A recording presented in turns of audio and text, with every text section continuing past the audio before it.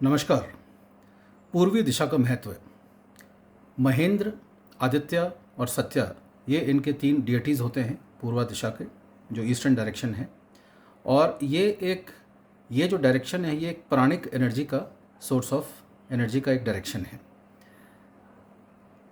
159 ये जो रिप्रेजेंट करता है, ये तीन राशियाँ ये पूर्वी दिशा को रिप्रेजेंट करती हैं।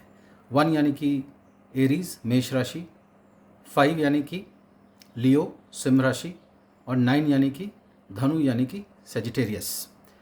तो कभी भी जब आपका ईस्टर्न डायरेक्शन ख़राब हो, पॉल्यूटेड हो, ओवरबर्डनड हो, लोडेड हो, यहाँ पे डस्टबिन हो, डैम्पनेस हो, सीपेज हो, बहुत ज़्यादा आपने यहाँ पे लोहा रख दिया हो, या इसको यहाँ पे जाले लगे हुए हों, ईस्टर्न डायरेक्शन आपका ख़राब हो गया हो, ऐसे समय में जब शनि और राहु कुंडली में, ट्रांजिट कुंडली में 159 में जब प्रवेश करते हैं, यानी कि जब वो एरीज में, लियो में और सेजिटेरियस में जब वो ट्रांजिट करते हैं, तो कोई ना कोई बैड इवेंट इस घर में आता ही है।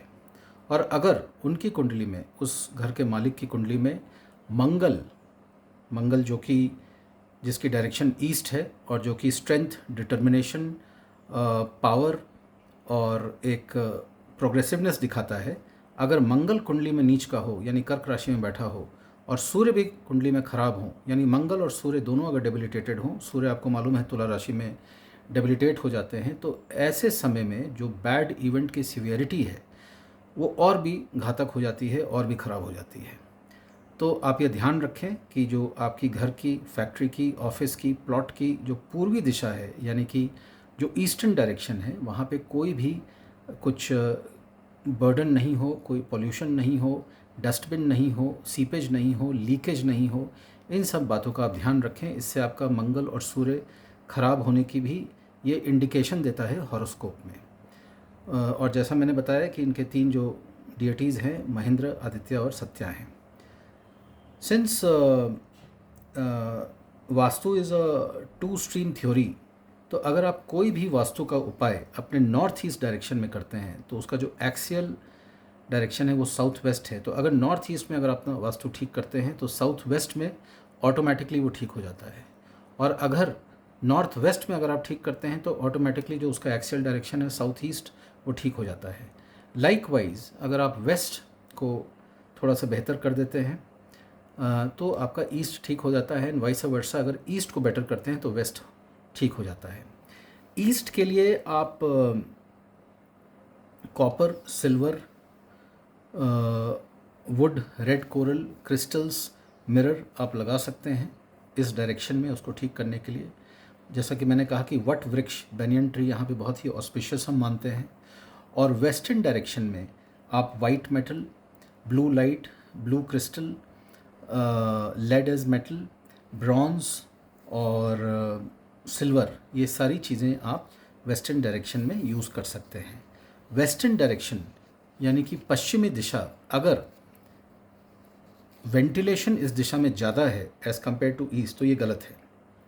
इसी तरह यहाँ भी अगर कोई डैम्पनेस, सीपेज या कुछ तोड़ फोड़ की हुई है, डस्टबिन रखा हुआ है, बिकॉज वेस्टर्न डायरेक्शन को हम डायरेक्शन ऑफ एफर्मेशन मानते हैं, इसलिए आपको ये भी ध्यान रखना है कि वेस्टर्न डायरेक्शन को भी नीट एंड क्लीन रखना है और यहाँ पे ज़्यादा वेंटिलेशन नहीं होना चाहिए।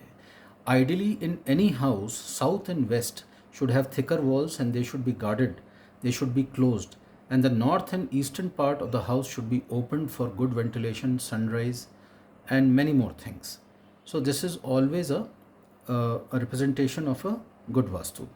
किसी भी फैक्ट्री में जब ईस्टर्न डायरेक्शन ख़राब हो जाता है, पूर्वी दिशा जब ख़राब हो जाती है, तो वहाँ पे लॉस ऑफ एनर्जी, एम्प्लॉयज़ का एक जो विल पावर है, डिटर्मिनेशन है, एक सेंस ऑफ सैचुरेशन आ जाती है, बेसिकली कोई रिकग्निशन नहीं मिलता है, ऑर्डर्स आने बंद हो जाते हैं, हार्डशिप ज़्यादा हो जाती है, दौड़ भाग ज़्यादा हो जाती है। इसलिए कोशिश करें कि अपने घर का, प्लॉट का, फैक्ट्री का, ऑफिस का ईस्टर्न डायरेक्शन बिल्कुल ठीक रखें। Apart from what ever remedies I told you of putting copper, silver, would, crystal, mirrors, इसके अलावा आप एक सनराइज़ की पेंटिंग ईस्टर्न वॉल पे लगा सकते हैं।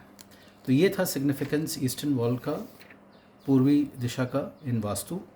Maybe tomorrow I'll talk about northeast and northwest. Thank you for watching this video. If you need any consultation on your horoscope or for Vastu, you can connect with me at 9742 881188.